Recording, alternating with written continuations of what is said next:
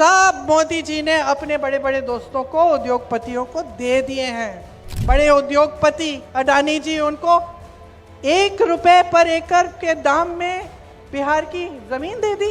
1 रुपए के दाम में। जब आपकी सीएम की सुनवाई नहीं हो रही है, तब आपकी सुनवाई कहां हो रही है? वो आज आपके वोट को खतरे में डाल रही है। वही जो मूल अधिकार है आपका, जिससे ये देश बनता है, जिससे सरकारें बनती बिगड़ती हैं, उसको खत्म करने की साजिश करते हैं। 65 लाख नाम काटे हैं बिहार में से। तो जिस दिन आपका वोट कट जाता है कि आपकी नागरिकता रद्द कर की जा रही है, केरल से लेके कन्याकुमारी तक बिहार का युवा जाता है नौकरी ढूंढने के लिए और मेहनत से, ईमानदारी से, अपने खून पसीने से इस देश को बनाता है। कोई ठीक तरह से आपको वेतन नहीं दे रहा है, कोई अच्छा रोजगार नहीं मिल रहा है, फिर भी आप करते हो। कोई पूछने वाला है? किसी ने आपको कुछ दिया? अब चुनाव आ रहा है तो 10,000 रुपए दिए जा रहे हैं। ये 10,000 रुपए जो आज दिए जा रहे हैं, 20 सालों के लिए कहाँ थे? चुनाव के 1 हफ्ते पहले ये ऐलान करते हैं कि 10,000 रुपए देंगे और अब बांटना शुरू, तो ये पैसे कहाँ थे इससे पहले? बहनों, 10,000 रुपए ले लो, लेकिन अपना वोट मत दो। यहाँ प्रधानमंत्री जी, अमित शाह जी आते हैं, बोलते हैं मैं कितना दूं बिहार को, कितना पे बताओ? 50 करोड़ दूं, 75 करोड़ दूं। पूछिए 20 सालों में क्यों नहीं दिया? जागोगे कि नहीं? बदलनी है अपनी परिस्थिति की नहीं? रोजगार यहां चाहिए कि नहीं चाहिए? बोलो हमें चाहिए। बोलो शिक्षा हमें यहां चाहिए। बोलो चाहिए। ये देवी उग्रतारा, मां रक्तकाली, मां कात्यायनी और माता सीता की धरती है। इस धरती को मेरा प्रणाम। ये आध्यात्मिक धरती है। राजा जनक जी की, आदि शंकराचार्य जी की, मंडन मिश्रा और भारती मिश्रा जी की। इस धरती का इतिहास एक ऐसा इतिहास है जिस पर आप सबको गर्व होना चाहिए। आपको सबसे पहले ये समझना चाहिए कि बिहार प्रदेश का और बिहार के वासियों का इस देश के निर्माण में क्या महत्व है। आपने ही इस देश को महात्मा गांधी का संघर्ष दिया। यहीं से उन्होंने अपना स्वतंत्रता संग्राम शुरू किया, जिसकी वजह से आज हम सब यहाँ खड़े हैं। आज आपके भविष्य सामने हैं। आज आपके जितने भी निर्माण के कार्य होते हैं, क्योंकि हम स्वतंत्र हैं, क्योंकि ये देश आज़ाद है, क्योंकि हमारा एक संविधान बना, जिसके लिए महात्मा गांधी ने जो संघर्ष था वो यहाँ से शुरू किया। आप ही ने इस दुनिया को गौतम बुद्ध जी दिए, जिसका नमन पूरा विश्व करता है। जिन्होंने एक रास्ता दिखाया शांति का, अहिंसा का, वैसे ही गांधी जी ने एक रास्ता दिखाया जो इस देश की राजनीति में गढ़ा हुआ है, जिसने इस देश की राजनीति की नींव डाली। जो हमारा संविधान है वो इसलिए पैदा हुआ, इसलिए बनाया गया ताकि इस देश का एक एक नागरिक समानता की दृष्टि से देखा जाए, ताकि चाहे प्रधानमंत्री हो, चाहे बड़ा अधिकारी हो, चाहे गांव में एक महिला हो, चाहे किसी भी जाति का हो, किसी भी धर्म का हो, उसे एक वोट मिलता और उसे एक वोट से इस देश की सरकारें बनती हैं और बिगड़ती हैं। तो हमारे संविधान ने जो आपको सबसे बड़ी शक्ति दी वो आपकी वोट की शक्ति है और उसी शक्ति को आप इस्तेमाल करने जा रहे हैं। तो सबसे पहले तो इस देश में अपनी जगह को पहचानो, अपनी धरती को पहचानो और अपने आप में आत्मविश्वास रखो, गर्व रखो कि आप बिहार के वासी हो, बिहार के नागरिक हो। देखिए, जो भाजपा की सरकार है और जो एनडीए की सरकार यहां बिहार में चल रही है, वो आज आपके वोट को खतरे में डाल रही है। वही जो मूल अधिकार है आपका, जिससे ये देश बनता है, जिससे सरकारें बनती बिगड़ती हैं, उसको खत्म करने की साजिश करते हैं। आपने वोट चोरी के बारे में सुना है? सुना है कि नहीं? सुना है ना? 65 लाख नाम काटे हैं बिहार में से। इसका मतलब है कि 65 लाख लोगों के अधिकार रद्द कर दिए हैं। कौन से अधिकार? और आपके जीवन में क्या क्या फर्क पड़ता है इसके होने से? सिर्फ ये फर्क नहीं है कि वोट के दिन आप जाकर अपना वोट नहीं डाल सकते, ये फर्क नहीं है। सबसे बड़ा फर्क ये है कि जितने भी आपके अधिकार हैं वो आपकी नागरिकता से और आपके वोट से जुड़े हुए हैं। जितनी सरकारी स्कीमें हैं, सरकार से जो जो मिलता है, चाहे पेंशन हो, चाहे मनरेगा में आप काम कर सकते हैं या नहीं, सब इन चीजों से जुड़ा हुआ है। तो जिस दिन आपका वोट कट जाता है, उसका मतलब है कि आपकी नागरिकता रद्द कर की जा रही है। उसका मतलब है कि जितनी भी सरकारी स्कीमें हैं, सब कुछ ये बाद में आपसे कट जाएंगी। तो ये एक बहुत बड़ी साजिश है और आपको इसको समझना पड़ेगा।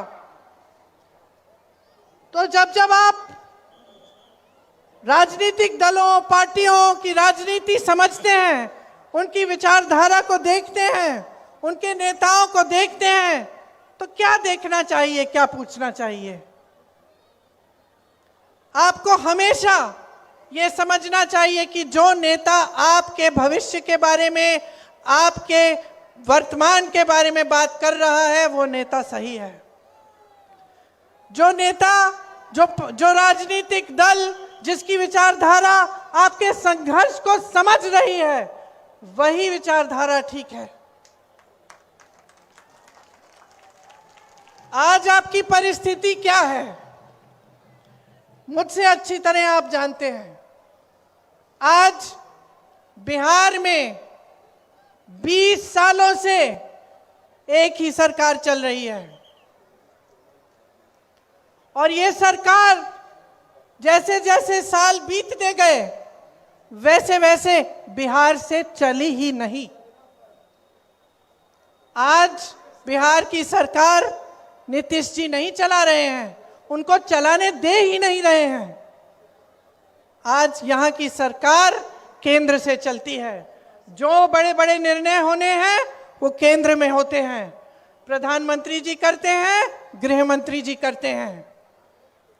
आज बिहार में बिहार के अपने मुख्यमंत्री का भी सम्मान नहीं है। आप सब सम्मान देते हो, लेकिन केंद्र सम्मान नहीं देता। और जब हर चीज केंद्र से चलेगी तो आपकी सुनवाई कहां होगी? जब आपकी सीएम की सुनवाई नहीं हो रही है, तब आपकी सुनवाई कहां हो रही है? दूसरी बात समझने वाली यह है कि भाजपा के सबसे बड़े बड़े नेता जो हैं, यहां आए भी थे मेरे ख्याल से, गृह मंत्री जी, प्रधानमंत्री जी, क्या बात करते हैं? हमेशा अतीत की बातें करते हैं कि भाई ये इसलिए बिगड़ा हुआ है क्योंकि जवाहरलाल नेहरू ने बिगाड़ा होगा। आज तुम्हारी गांव में टूटी से पानी इसलिए नहीं आ रहा है क्योंकि इंदिरा जी ने कुछ किया होगा। तुम्हारी सड़क की मरम्मत नहीं हो रही है क्योंकि जवाहरलाल नेहरू ने उस समय कुछ गलत कर दिया होगा। हमेशा अतीत की बातें करते हैं और हमेशा कहीं ना कहीं से किसी ना किसी का अपमान निकाल लेते हैं ताकि आपका ध्यान भटक जाए। कर्नाटका में चुनाव था, वहां गए, कहने लग गए कि कर्नाटका के लोगों का अपमान किया है विपक्ष ने। बंगाल गए तो बंगाल का अपमान।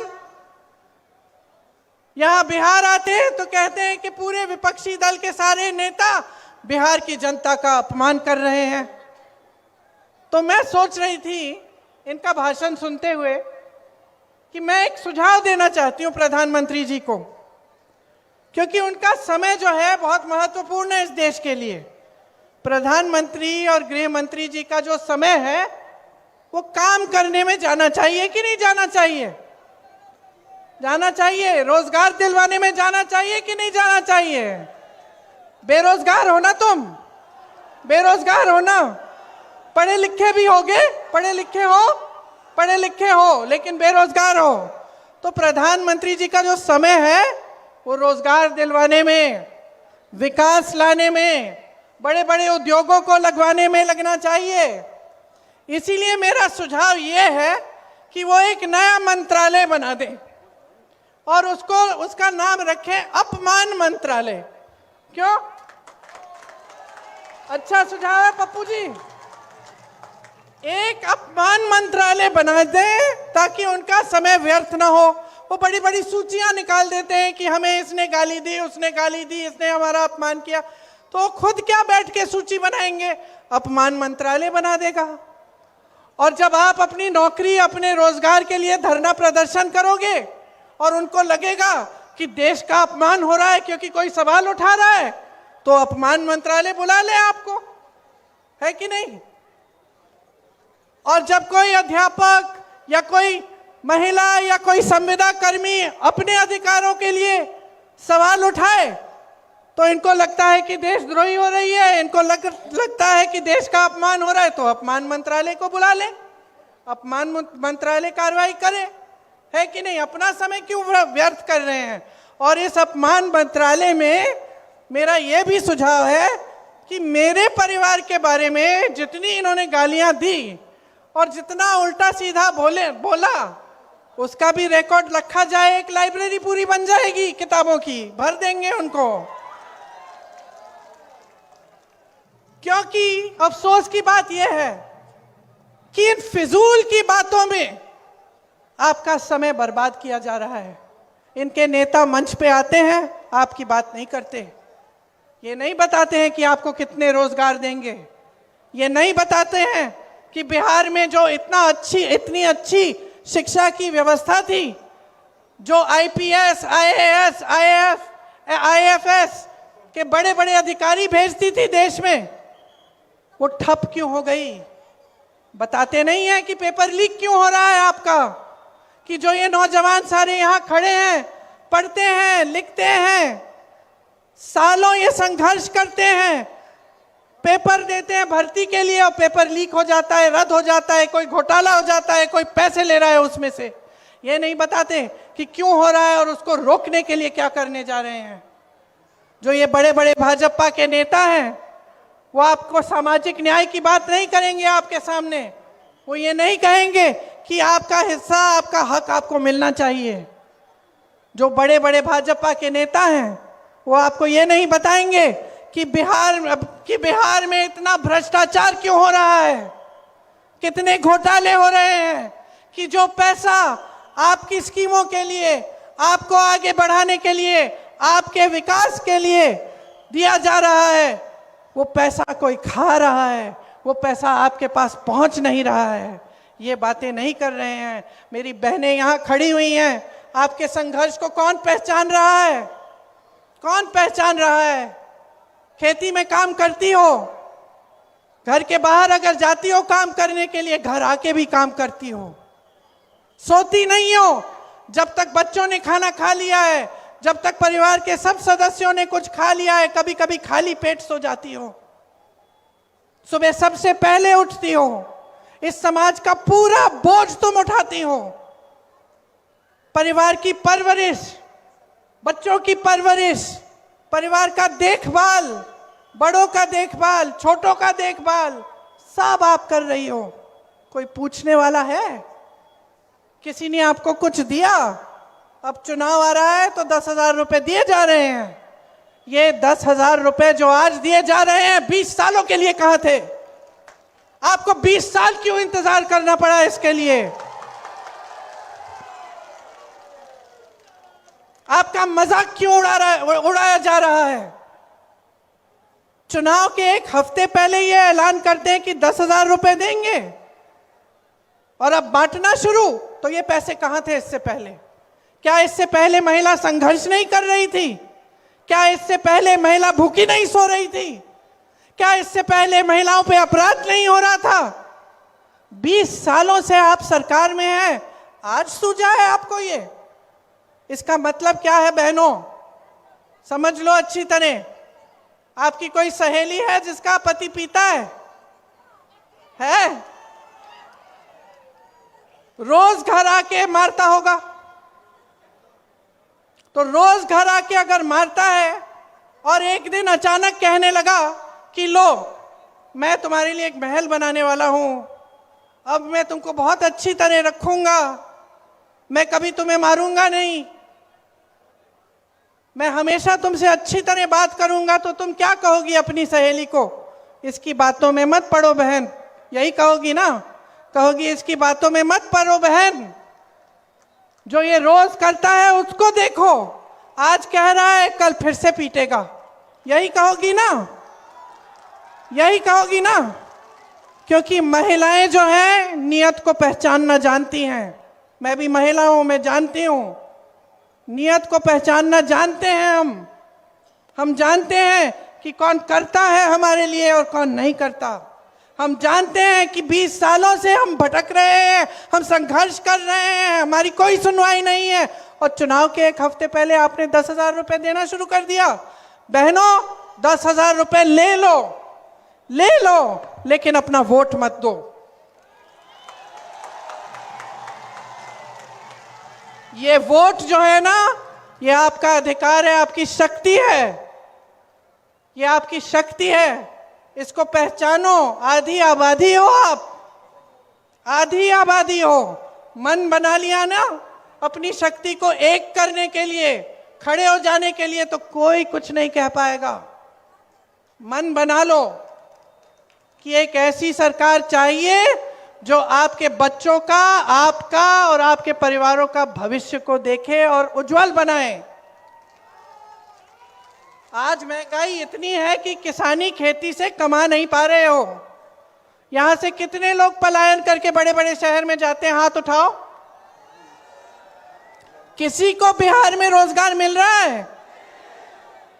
मैंने आपके अतीत की बात की कि कैसे आपने संघर्ष करवाया, कैसे आपने इस देश की नींव डाली, लेकिन मैं ये भी बता देती हूं, आज भी इस देश की नींव बनाने वाले आप हैं, आज भी इस देश का निर्माण करने वाले आप हैं। केरल से लेके कन्याकुमारी तक बिहार का युवा जाता है नौकरी ढूंढने के लिए, और मेहनत से, ईमानदारी से, अपने खून पसीने से इस देश को बनाता है।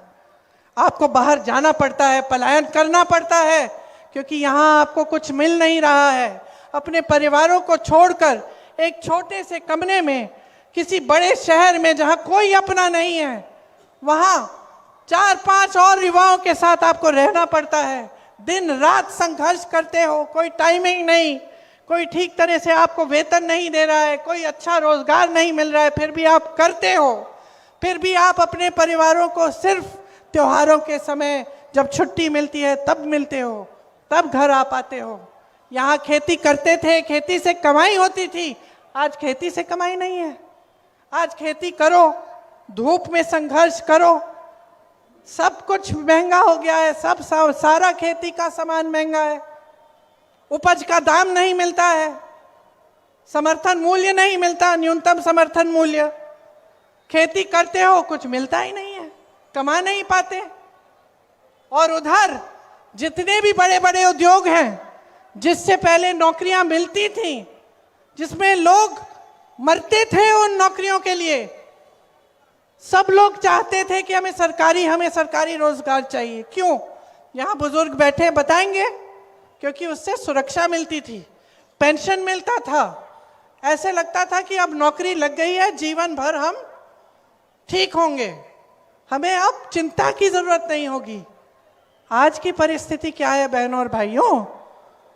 आज जितने भी वो बड़े बड़े उद्योग थे, सब मोदी जी ने अपने बड़े बड़े दोस्तों को, उद्योगपतियों को दे दिए हैं।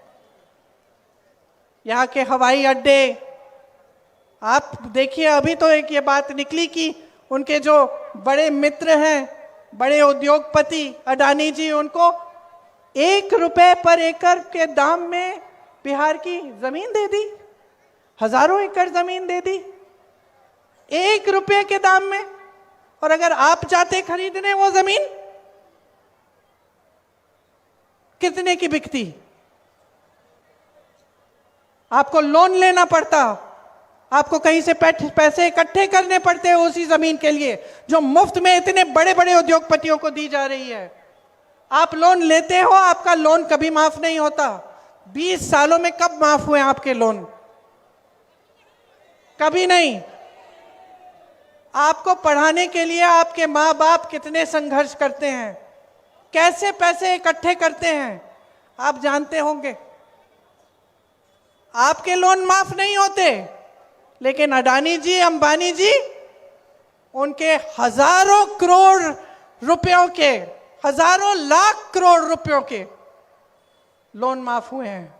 इतनी बड़ी रकम है कि मैं भूल जाती हूं कि लाख करोड़ है कि कितना है। सच, हम लोग हंसते हैं, लेकिन हंसने की बात नहीं है, क्योंकि ये माफ कैसे होते हैं? आप ही के पैसों से, देश की संपत्ति से, देश के बैंकों से। तो यहां असलियत क्या है आज बिहार की? असलियत यह है कि रोजगार नहीं है, संघर्ष ही संघर्ष है। खेती किसानी से कुछ कमाया नहीं जा रहा। जो छोटे रोजगार, छोटे व्यापारी थे, छोटे दुकानदार थे, जो छोटे छोटे बिजनेस कर रहे थे, उनको मजबूत करने के लिए कुछ नहीं किया गया, बल्कि नोटबंदी ले आए थे कुछ सालों पहले, जिससे काफी लोग तबाह भी हो गए। बड़ी मुश्किल से फिर से उठाया उन्होंने अपना बिजनेस। तो ना आपको रोजगार मिल रहा है, ना शिक्षा की सुविधाएं हैं, ना महिला सुरक्षित है, ना महिलाओं के लिए रोजगार है। तो 20 सालों में किया क्या है इन्होंने किया क्या है? आप बताओ। कुछ नहीं किया। क्या आप चाहते हैं कि आप रोजगार के लिए कहीं और जाएं? क्या सब ये नहीं चाहते कि अपने परिवार के साथ रहें, कि अपने बच्चों को पास रखें, बच्चों की परवरिश में शामिल हों? क्या सब नहीं चाहते कि यहीं पे रोजगार मिले, शिक्षा मिले, यहीं पे भविष्य उज्जवल हो? सब चाहते हैं। कोई ऐसा नहीं है जो चाहता है कि कहीं दूर दराज जगह जाके अपना जीवन बनाए, अपना भविष्य बनाए। यहां पे बहुत मुद्दे हैं। बाढ़ आती है, जो कोसी नदी है उसमें बाढ़ आती है हर साल, और आपको बहुत दिक्कत होती है। बहुत गरीबी है इस इलाके में। हमारे समय में जब कांग्रेस की केंद्र में सरकार थी तो बाढ़ को राष्ट्रीय आपदा घोषित किया था, ताकि अगर बाढ़ आती थी, नुकसान होता था, तो आपको केंद्र सरकार की तरफ से कुछ मिल जाता था नुकसान को रोकने के लिए, ताकि आप कुछ कर सकते हैं उसके साथ। आज कुछ नहीं मिलता है आपको। यहाँ के जो धर्म स्थल हैं उनका कितना विकास हो सकता है, किसी ने किया है 20 सालों में? सहरसा में कोई विकास नहीं है, कोई बड़ा अस्पताल नहीं है, कोई अच्छे शिक्षा के संस्थान नहीं है। यहाँ का जो रेलवे ओवरब्रिज है, कितने समय से बनना है, अभी तक नहीं बना। तो ये सब आपकी समस्याएं हैं।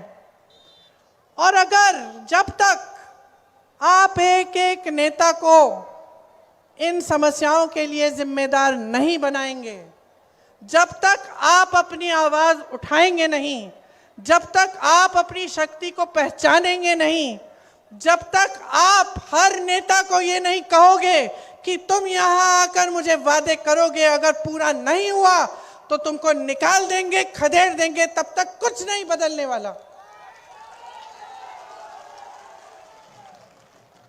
और मैं सिर्फ भाजपा के नेता के बारे में नहीं कह रही हूं, मैं कह रही हूं कि आज मैं आपके सामने आई हूं।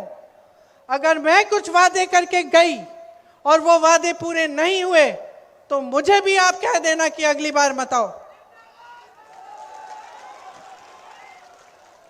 यहां प्रधानमंत्री जी, अमित शाह जी आते हैं, बोलते हैं मैं कितना दूं बिहार को, कितना पे बताओ, 50 करोड़ दूं, 75 करोड़ दूं। पूछिए 20 सालों में क्यों नहीं दिया? पूछिए उनसे, कहिए उनको कि यहां हमारा गुजारा नहीं हो पा रहा है, हम दुकान जाते हैं कुछ खरीद नहीं पा रहे हैं त्योहार के लिए। त्योहार आता है जी घबराता है कि दिवाली आ रही है, छठ का त्योहार है, मेहमान आएंगे, खाना कैसे खिलाएंगे, बच्चा बीमार होगा, दवाई कैसे दिलवाएंगे, घबराहट होती है। समझाओ इनको, क्योंकि अंधे हो गए हैं, देख नहीं रहे हैं ये लोग, समझ नहीं पा रहे हैं कि किस दलदल में इन्होंने डाल दिया इस देश की जनता को। किस दलदल में खड़े हो आप कि सामने भविष्य नहीं दिख रहा है, रोजगार नहीं दिख रहा है, शिक्षा हो जाती है, नौजवान लड़का है, नौजवान लड़कियां हैं, इंतजार करती रहती हैं कि नियुक्तियां हो जाएंगी। हमने पेपर दिया है, हमने इम्तिहान दिया है, नौकरी के लिए मिल जाएगी मिल जाएगी। आपको मालूम है यूपी में एक लड़का मिला मुझे, और ऐसे हजारों लड़के होंगे, हजारों होंगे। उसने कहा दीदी मेरी शादी तक नहीं हुई। मैंने कहा क्या हुआ? कहता है मैं 28 साल का हो गया हूं, मैंने सारी पढ़ाई लिखाई की है, मैंने पेपर दिया, फिर से दिया, फिर से दिया, और मैं इंतजार करता रहता हूं कि मेरी नियुक्ति हो जाएगी, लिस्ट निकल आएगी। वो लिस्ट ही नहीं निकलती। फिर मैं सोचता हूं कि कहाँ मैं जाके किसी दूसरी नई नौकरी के लिए एप्लीकेशन लगाऊंगा, इसी के लिए इंतजार कर लेता हूं। इतना संघर्ष किया, और करते करते करते साल निकल गए, लड़का बड़ा हो गया, शादी भी नहीं हो पाई, रोजगार भी नहीं मिला। ऐसा सिर्फ एक जने के साथ नहीं है, तमाम नौजवानों की ये हालत है। तो बदलाव लाना है, और बदलाव आपके हाथों में है। यही तो सुंदरता है हमारे देश के बारे में। हमारा लोकतंत्र है, और लोकतंत्र का मतलब है कि हमारे संविधान ने आपको वोट दिया, जिससे आप किसी की भी सरकार निकाल सकते हो, आप कोई भी सरकार बदल सकते हो। तो जागोगे कि नहीं? नहीं, मुझे सुनाई नहीं दिया, फिर से बोलो, जागोगे कि नहीं? बदलनी है अपनी परिस्थिति की नहीं? रोजगार यहां चाहिए कि नहीं चाहिए? बोलो हमें चाहिए। बोलो शिक्षा हमें यहां चाहिए। बोलो चाहिए। और अपना मन बनाओ, चुनाव आ रहा है, आने दो सबको मंच पे, देने दो बढ़िया बढ़िया भाषण, सुन लो सबकी बातें, लेकिन उनकी बातों का आकलन करो। अपनी समझदारी, अपने विवेक का इस्तेमाल करो। क्या किया है उन्होंने 20 सालों में, उसको ठीक तरह से समझो। खास तौर से मेरी बहनें, हमें लगता है कि कोई हमें कुछ दे रहा है तो हमारा भी उनके प्रति कोई एहसान होता है, चलो 10,000 रुपए दे दिए हम वोट डाल देते हैं। नहीं नहीं बहनों, नहीं। जैसे मैंने कहा, जो दे रहे हैं ले लो, लेकिन अपने आप को मत भूलो, अपने बच्चों को मत भूलो, अपने परिवार को मत भूलो, अपने समाज को मत भूलो, और अपने बिहार को मत भूलो। ये आपकी धरती है, आपकी धरती है। गर्व करो इस पे। इसमें कितनी काबिलियत है, लेकिन उस काबिलियत को व्यर्थ किया जा रहा है। अगर आप सबकी काबिलियत, इतने सारे नौजवान जो जाके बाहर काम करते हैं, अगर यहाँ काम करते, अगर यहाँ निर्माण होता, यहाँ के जो उद्योग कांग्रेस के ज़माने में लगाए गए थे, उनको अगर ठीक से चलाया जाता, तो कितना यहाँ पे कितनी प्रगति होती, कितना विकास होता। तो अब मन बना लो, कांग्रेस पार्टी और जो महागठबंधन है, उन्होंने कई चीज़ें तय की हैं कि हमारी सरकार आएगी तो आपके लिए क्या क्या हम करेंगे। उसकी सूची मेरे पास यहाँ है, तो मैं आपको पढ़ के सुनाती हूँ। देखिए, जो युवा यहाँ खड़े हैं बेरोजगार, आप जब परीक्षा देते हो नौकरियों के लिए, तो आपकी जो परीक्षा की फीस है उसे हम रद्द करने जा रहे हैं। परीक्षा का जो केंद्र है, जहां परीक्षा देने जाओगे, वहां तक आने जाने का जो खर्चा है वो आपको दिया जाएगा, मुफ्त यात्रा होगी आपकी। एक जॉब कैलेंडर बनेगा। जॉब कैलेंडर का मतलब, जिस दिन आपकी परीक्षा होगी, जिस दिन रिजल्ट आएगा, जिस दिन आपकी नियुक्तियां होंगी, वो सब चीजें जॉब कैलेंडर पे हम लगा के, हम सारा पहले से हम तय करेंगे। और किसी ने उसके साथ खिलवाड़ किया, किसी ने इधर उधर किया, तो उस पर सख्त कार्रवाई होगी। ये जो पेपर लीक का काम हो रहा है, जिसमें सब मिले हुए हैं और सब पैसे बना रहे हैं और आप बेरोजगार रह रहे हो। इसको रोकेंगे हम, ये नहीं होने देंगे। हर परिवार में जहां नौकरी नहीं है उस परिवार में सरकारी नौकरी मिलेगी। प्रदेश में 2000 एकड़ की एजुकेशन सिटी और इंडस्ट्रियल क्लस्टर्स बनाए जाएंगे, आपकी शिक्षा के लिए और रोजगार के लिए। अगर आप अपना छोटा सा व्यापार शुरू करना चाहते हैं, जो नौजवान है वो सुने, कुछ अपना बिजनेस करना चाहते हैं, गरीब परिवार से आते हो, पैसे नहीं है, 2 लाख रुपए आपको दिए जाएंगे अपने बिजनेस को शुरू करने के लिए। आज लाखों सरकारी पद खाली पड़े हुए हैं, इनमें नियुक्तियां की जाएंगी और खास विशेष आरक्षण बिहार के वासियों को मिलेंगे। 3 साल की जो डिग्री है आपकी, इसे आप 3 साल में खत्म करेंगे, आपको 6-7 साल इंतजार नहीं करना पड़ेगा। और आवासीय अंग्रेजी मॉडल विद्यालय बनवाएंगे। मेरी बहनें, मैं जानती हूं कि आपका सबसे ज्यादा संघर्ष आप करती हैं, सबसे ज्यादा आपको आगे बढ़ना भी पड़ता है, बच्चियों को पढ़ाना भी पड़ता है, तब भी संघर्ष है।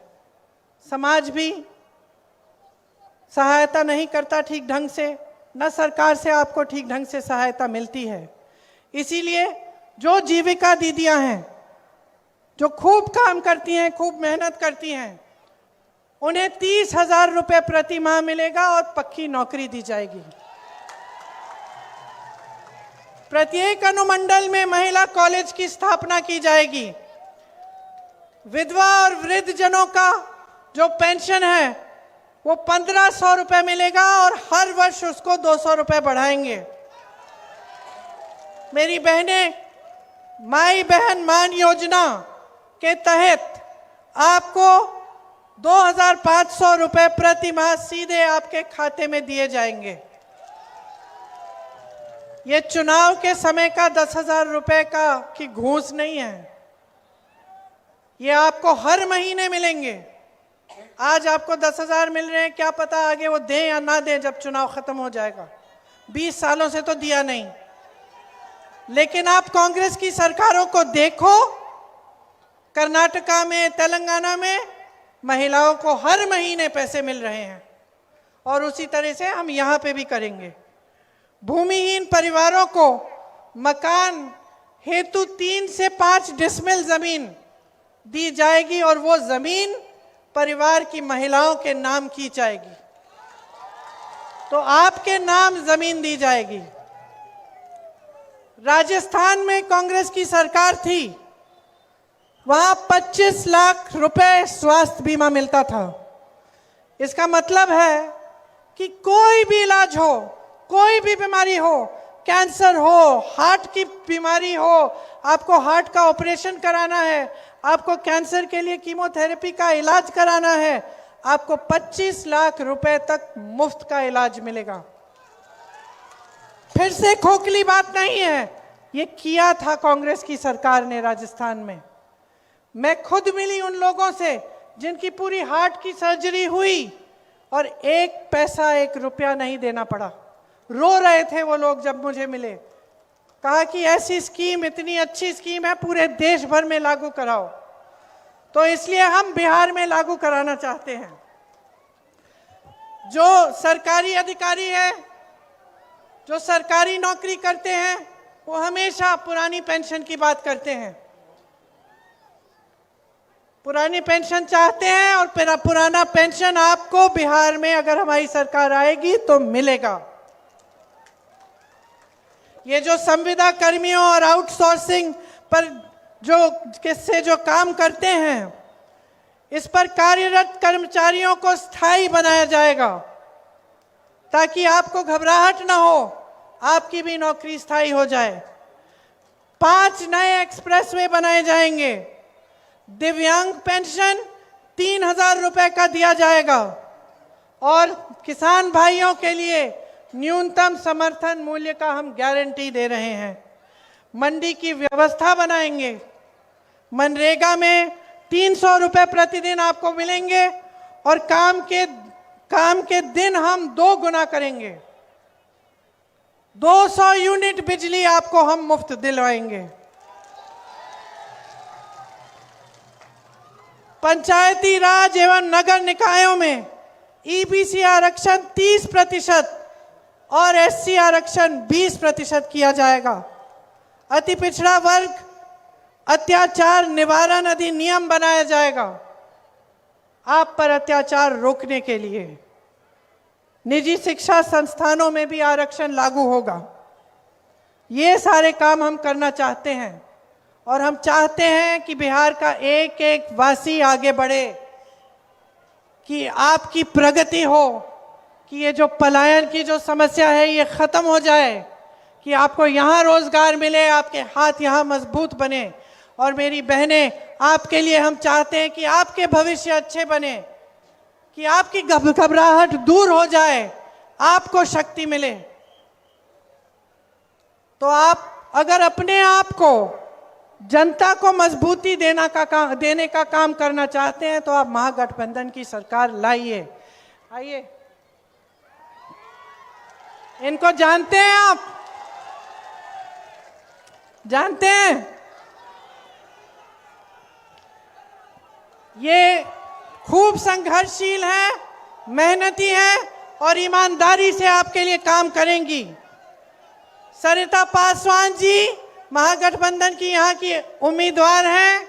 आप इनके हाथ मजबूत करिए, इससे आपकी शक्ति बढ़ेगी, आप मजबूत होंगे और आपका एक उज्जवल भविष्य बनेगा। तो आपने मेरी सारी बातें बड़ी ध्यान से सुनी है। आशा है कि जिस दिन पोलिंग है, जिस दिन आपको वोट डालने जाना होगा, उस दिन भी आप मेरी बातों को याद रखेंगे, अपने दिल में रखेंगे और अपना वोट अपने ही लिए डालेंगे। बिहार के लिए, अपने परिवार के लिए, अपने गांव के लिए, अपने समाज के लिए, अपने शहर के लिए, अपने महान प्रदेश के लिए जिसने इस देश का निर्माण किया। एक बार मेरे साथ बोलिए, बिहार की धरती की जय, बिहार की धरती की जय, बिहार की धरती की जय। जय हिंद।